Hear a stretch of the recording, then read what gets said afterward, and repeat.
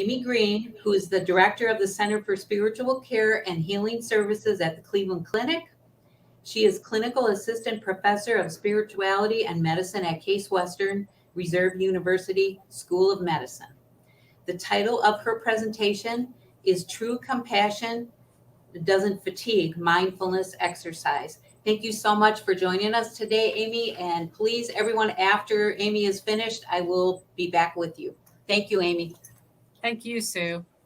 Hi, everyone. I wish I could see your faces. I'd much rather look at you all than look at myself on the screen. But I know you've had a long afternoon, and I hope you've had a lot of really rich and wonderful sessions with great information. What I want to try to offer you this afternoon is I know that you've gotten really good sessions on your physical health and how to take better care of yourself. And so it feels like a fitting sort of tying up some of the pieces to end the day with this notion of self-compassion. And the reason I call my talk True Compassion Doesn't Fatigue is mainly because I'm pretty tired of hearing compassion get a bad rap. It's not compassion that's making us fatigued. It's other things. We're certainly fatigued. We're tired from caregiving. We're tired from caretaking. We're tired from the pandemic. We're tired from overwork, demands on our time and our resources. We're all have lots of really legitimate sources of fatigue. But compassion, my argument is that compassion is not one of them. And if you think about it, ask yourself if you are fatigued and exhausted, is it because you have been too kind to yourself or anyone else? Now, you might have done too much for someone else. And sometimes that's necessary. And sometimes that's a choice we make as human beings. And that's just fine. That's, to some degree, that's what altruism is being willing to push ourselves beyond our own needs and wants in any given moment. And all of us do that from time to time if we're part of the human family, and we are. So we all do that. But the point of today's little exercise is I'm giving you a tiny slice of a meditation, a style of meditation that's called cognitively based compassion training. And we're going to, rather than load you all up with more PowerPoint slides and more information, basically, if you have interest in this after you've spent this few minutes with me, you can let me know. You can either let the organizers of the health fair know, or you can just email me directly. I'm easy to find. And I will send you the links to this program that comes out of Emory University. And I am a certified teacher of this kind of meditation practice. And it's based on several different practices. It's it's a lot of really traditional mindfulness practices. But at the very core of the series of 8 practices is a lot of focus on self-compassion. And self-compassion is really different from just plain old self-care. And the reason I say that is I've been in ministry almost 40 years. And I thought I have done a pretty good job of self-care. I take that very seriously, my rest, my exercise, for the most part, my eating habits. I don't have any major chronic health issues that make me have to, adapt terribly. So I thought I was pretty good at that. And then along comes the pandemic, and more and more work, and more fatigue. And I thought, wow, I wonder if it's really compassion that's wearing me out. And as I studied self-compassion more carefully, I realized it really wasn't, compassion wasn't the culprit. If I had more compassion for myself, I started to find that I had more energy, and then I had more compassion for everyone else too. So that's why I say true compassion doesn't fatigue. I'm not trying to disparage anyone who gets exhausted from caring for others, because I'm in that company too. My team of chaplains, that's what our department is our team of chaplains and healing services providers. And we are tired. We definitely are tired. So So one thing I'd like to say is self-care is part of that. It can be a big part of that.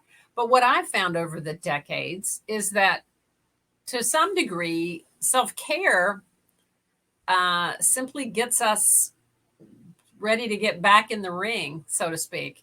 I think most of us take whatever rest and recovery and time away that we take, it's for the purpose of sort of coming back strong.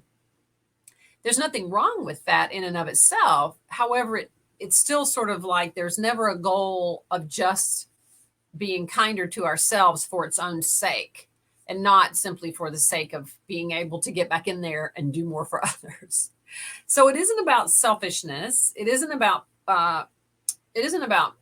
making excuses for ourselves. It's just about trying to give ourselves more real, genuine compassion, especially when times are tough.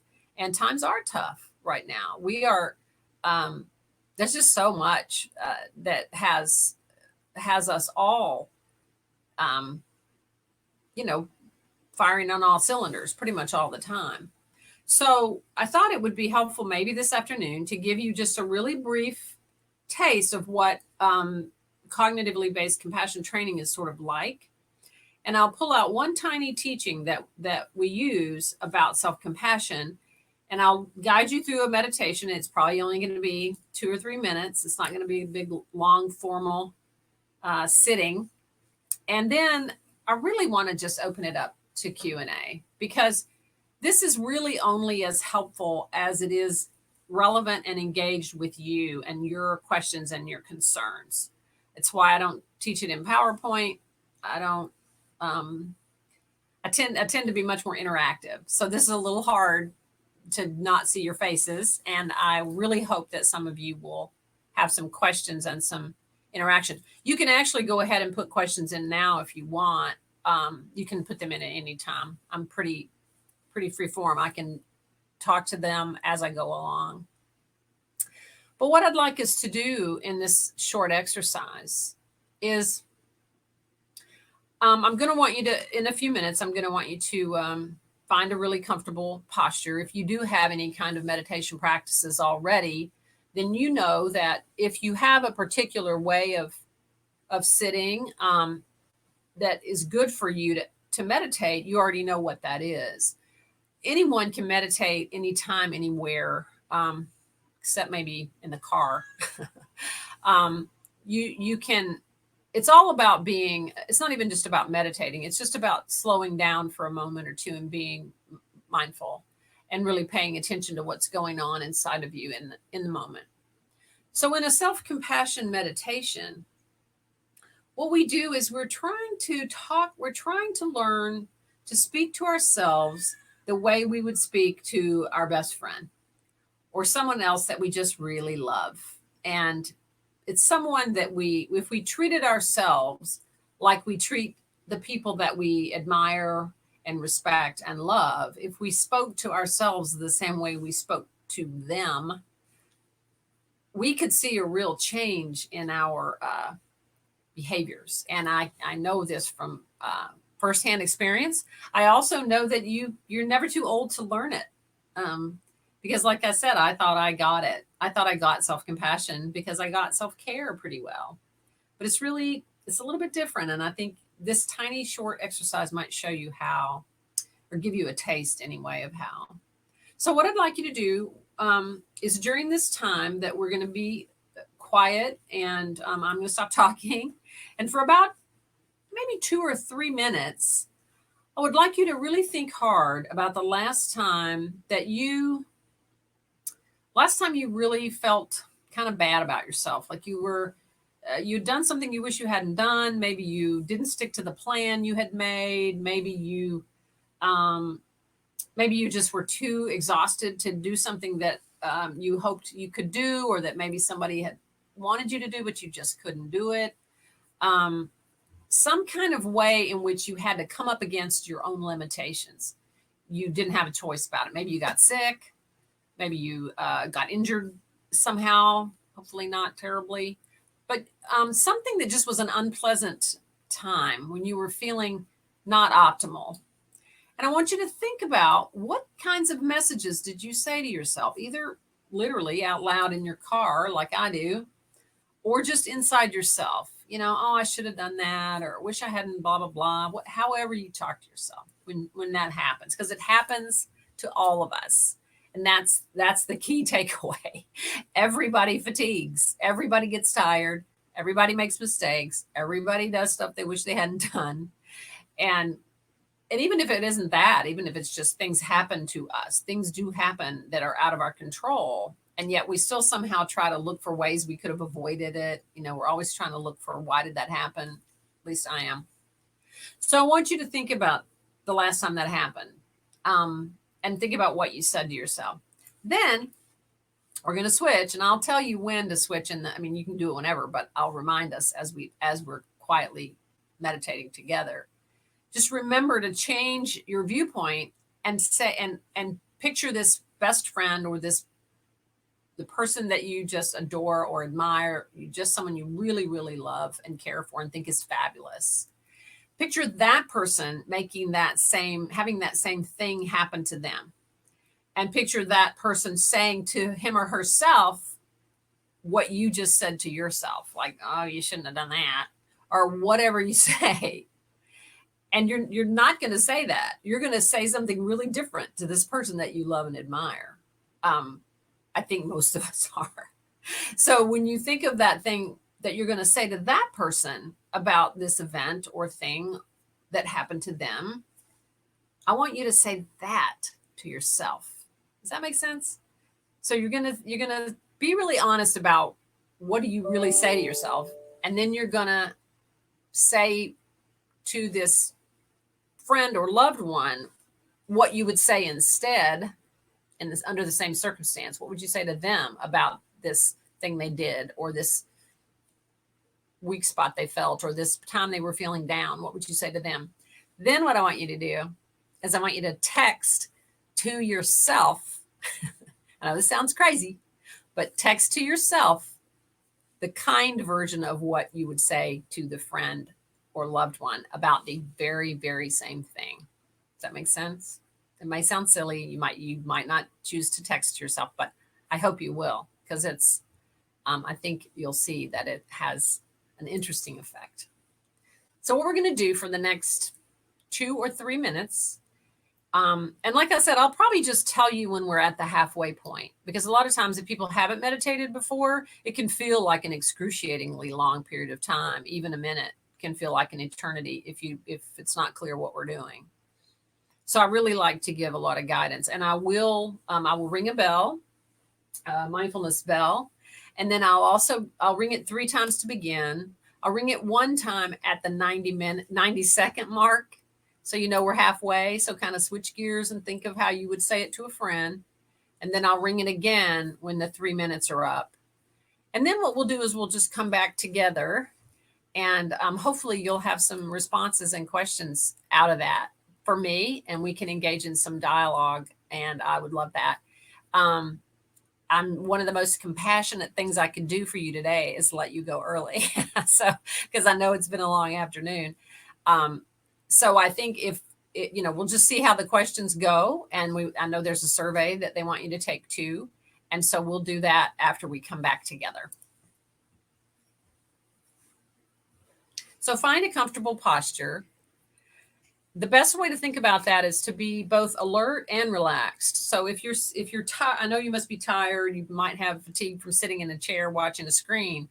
Try to shift your posture a little bit. Maybe even sit up and away from the back of the chair that you're in, so that you're sort of signaling to your body and your brain that you're going to do some real mindfulness exercise. You're not just chilling. And then take some really deep, slow breaths as soon as I ring the bells. And just find this position that's comfortable and sustainable for about 3 minutes. All right, here we go.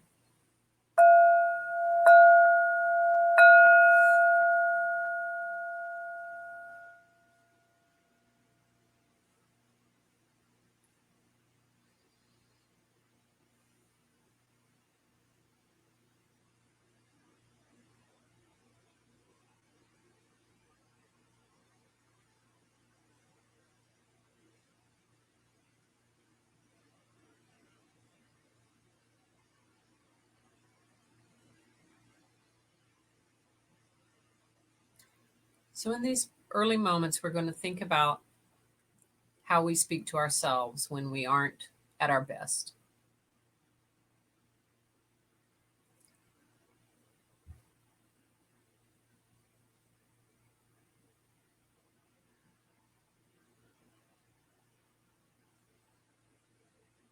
Or perhaps the last time we felt we made a mistake or did something that we maybe weren't at our best.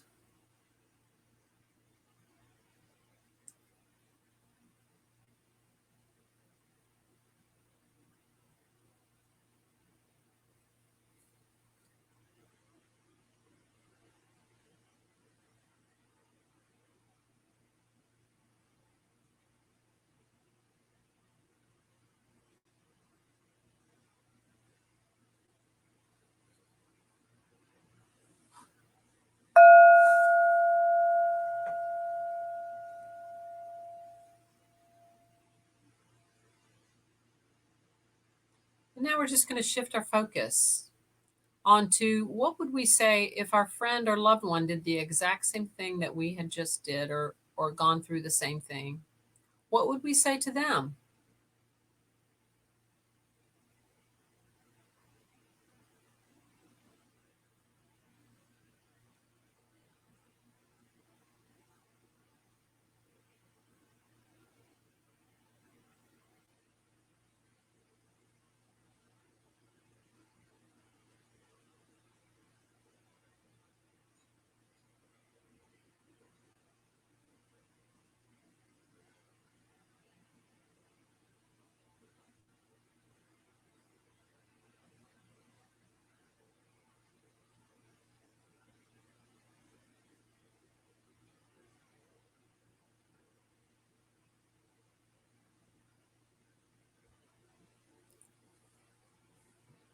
And then we're going to see what the difference is between those two things that we say to ourselves and to someone we love and admire. And we're going to resolve the next time something like this occurs to see if we might not be able to speak to ourselves with the same compassion and kindness that we just spoke to someone we love.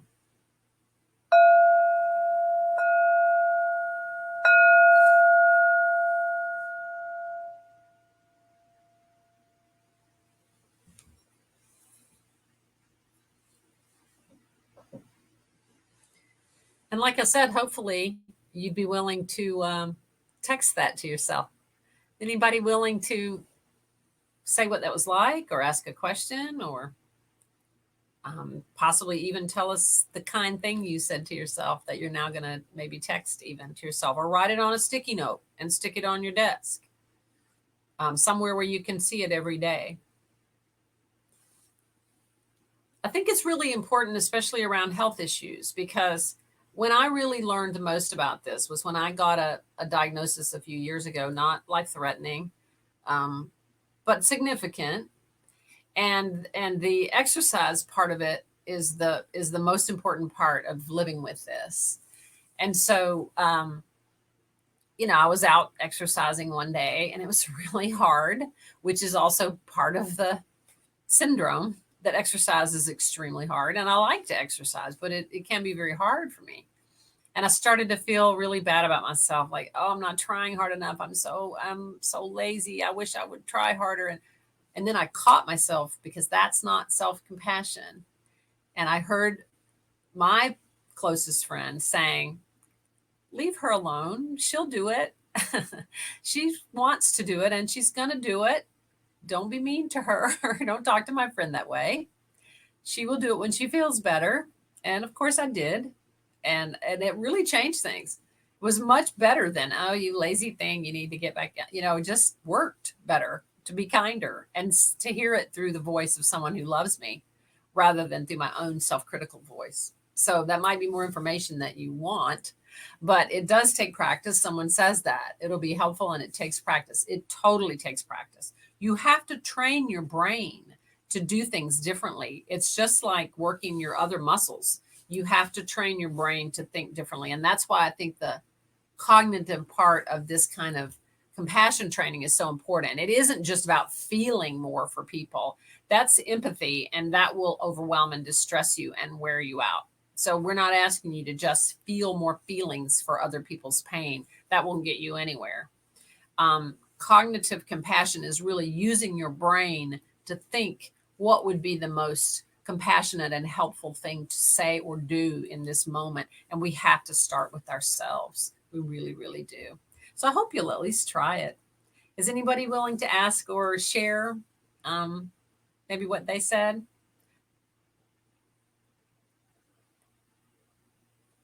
And you guys can go ahead and start completing your event survey if you want, and then think about it. If you have, we have a few minutes. If you decide you want to make a comment or a question, you can hang on.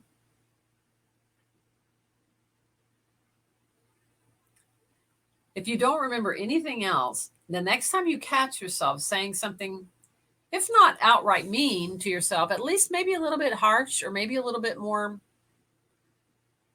maybe a little more harsh than you would say to someone else, just say, don't talk to my friend that way. Just try it. See if you can befriend yourself and say that. You might think I'm now got, all kinds of inner voices and you don't want to be like me, but just try it. Try talking to yourself in a kinder way. And really, I think, do try to text yourself a nice message and just see what happens. You can always delete it.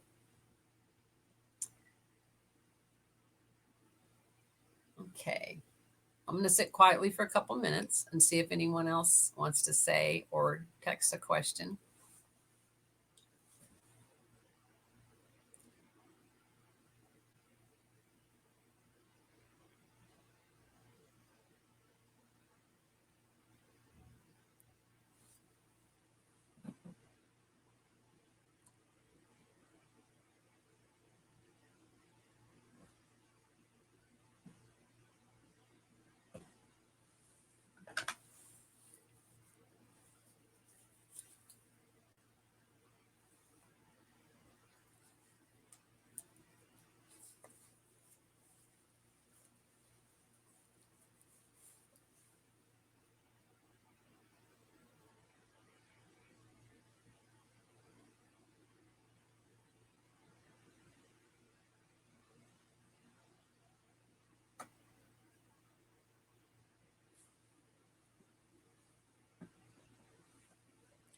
This is great. So Shelly B says she had said some really rotten, mean things about a family member, which I've done, and then beat myself up for it, which I've done. I wish I hadn't said it, but my best friend said to me, you are entitled to your opinion. You stated your truth. Yes, you judge someone else, but kindly. She said this kindly. Don't judge yourself. Great example. Such a great example, because we all have moments like that. We've all said things we wish we hadn't. We feel things whether we can't help what we feel. It emerges before we even know it. So, to not punish ourselves for feelings that emerge, because it happens to all of us. Merkel E says, you're trying, take baby steps. That's another really good one. Just keep trying. Yeah, that's a great one. That's a great one. And we wouldn't say to someone who's taking baby steps and really trying, you're not trying hard enough. I don't think we would. We just save that for ourselves. So this is the essence of self-compassion. And it takes some real effort to change it. If you've spent a lot of years being harder on yourself than you are on everybody else. And I know that a lot of people are. So I hope this will be helpful. So thanks. I'm going to let you all finish your surveys, and I'm going to let you out 5 minutes early. That's my version of compassion. Thanks very much for joining today. Thank you so much, Amy. Thank you. See you later. Have a great day. That was wonderful. Thank you. Good. Thank you. Bye-bye. All right. So this concludes the webinar. I want to thank all the participants for joining us today. And the team that put this together and our marketing team, appreciate everything. I hope you enjoyed it. I hope you gained some knowledge that will help you with your own health or with somebody else that you're helping to manage their diabetes and just your overall health. Don't forget to fill out the survey. By doing so, you're going to get all the information that we shared with you today. Again, you're going to get the links, and it's going to be on the website that was shared with you. The other thing is we're going to have a raffle drawing next Wednesday. So if you complete the survey, you're going to be in the raffle, and we'll notify you next Wednesday of the winners. Thank you, and have a great rest of your day.